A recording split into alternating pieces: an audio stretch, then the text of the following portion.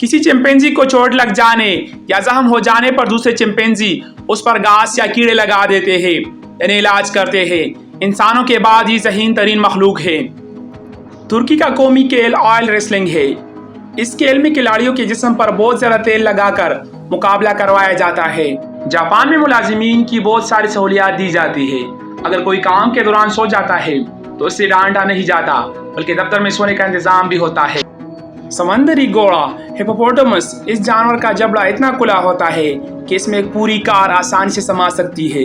Malaysia के शहर कुचिंग में एक ऐसा रेस्टोरेंट है जहां पर आपको इतना ज़्यादा डिस्काउंट मिलेगा जितने ज़्यादा आप पतले होंगे।